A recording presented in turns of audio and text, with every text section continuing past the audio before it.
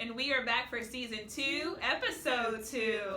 So something that we are going to do this year that is a bit different is incorporate the zones of regulation. So many friends may already know about the 4 zones, and some may not, but I bet you a lot more friends have seen this movie that uses the zones a lot. Inside Out. Have you seen it? I have. I love that movie. It's such a great movie. It talks about all types of feelings, but mainly 4 important feelings, and those are what we're going to incorporate into our 4 zones. So one of the things we want to make sure everyone knows is that there is no such thing as a bad feeling.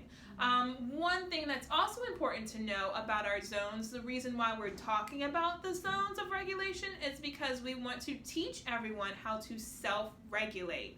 Now, what does self-regulation even mean? We should probably teach the kids that, right? Good idea. Okay, so self-regulation is just your ability to kind of be aware of how you're feeling, your body language, and just kind of your different emotions, and then regulate so you can be kind of calm and ready to learn. So you're able to kind of recognize how you're feeling and then use a strategy to get to a place where you're feeling pretty good about your day. So let's break this down a little bit more to make it make a lot more sense. Now, I know there are so many friends that have heard of a thermometer, and so we use a thermometer to take the temperature of different things. When something is cold, the mercury in the thermometer, the red line, goes down. Meow.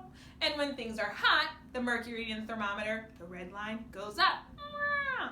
And similar to our bodies, we are like a thermometer. When we are cold, we add layers. We put layers on. But when we are hot, we take our layers off so that we can be more comfortable. But in order for us to know whether we need to add layers or take layers off to be comfortable, we have to really pay attention to our body and to what's happening with our body when we're feeling certain emotions. And so that's where our 4 zones come in. They help us identify how we're feeling and maybe even look for some signs, and then we'll roll in some strategies, some things you guys can do to stay successful this school year. So how many zones are there, Mrs. Nielsen? There's 4. Do you guys want to hear about it? Oh, yeah. Okay. So our first zone is the blue zone, and this is kind of our rest area zone where we need to slow down and maybe take a break. We're feeling like we don't have a lot of energy. We're maybe bored or sad or tired. Oh, I've been there before. Yeah, or hurt. You're just not feeling it when you wake up in the morning, and we all feel like that sometimes. So the green zone is our ready to go zone. That is where we're ready to learn. We're focused, we're calm, we're just kind of in a good mood and feeling good about ourselves. When the yellow zone is our slow down zone, and that is where we need to slow down, we need to take a break because we're starting to feel frustrated or worried or anxious or a little bit upset, so we've lost a little bit of control, but we're still able to kind of to keep it together. But our red zone is where we need to stop right away. That is where we're feeling out of control, where we need to get an adult to help us really quickly, or maybe step away and kind of remove ourselves so we have a little bit of space. And that is where we're really angry. We might feel so angry we want to throw something or say something hurtful to someone else. So let's move into talking about that first zone, the blue zone. Hey, Mrs. Nielsen. Yeah. How are you feeling? I don't know. I don't really feel like myself today. I'm just feeling kind of blue. Oh, you know what? I think you might be in the blue zone.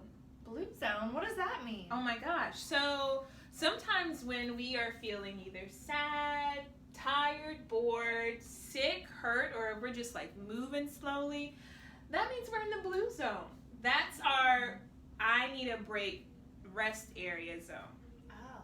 I do feel like I have really low energy, like I'm not really motivated, and I need to get my energy up, but I don't know, I'm just kind of stuck in a funk.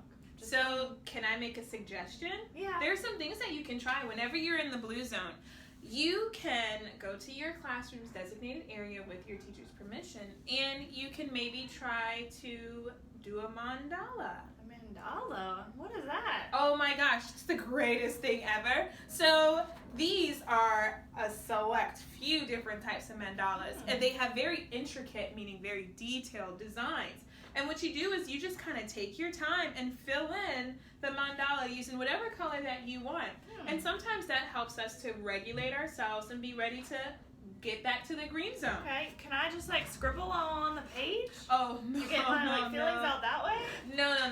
So the best way to do it is to take your time, looking at all the different designs, taking whatever colors you want, and just slowly coloring. And sometimes as we are coloring or drawing or even doing a free write about our feelings, our thoughts about what is making us feel sad or bored or tired tend to drift away. And sometimes putting all of our energy into that paper will help us be ready to go and take us back to the green zone. Yeah, because I'd like to get some more energy up, and I can see this being helpful just to kind of, I don't know, just ease my mind a little bit, take it off my kind of sad feelings, my sad morning. So I think I'll give it a try. You should.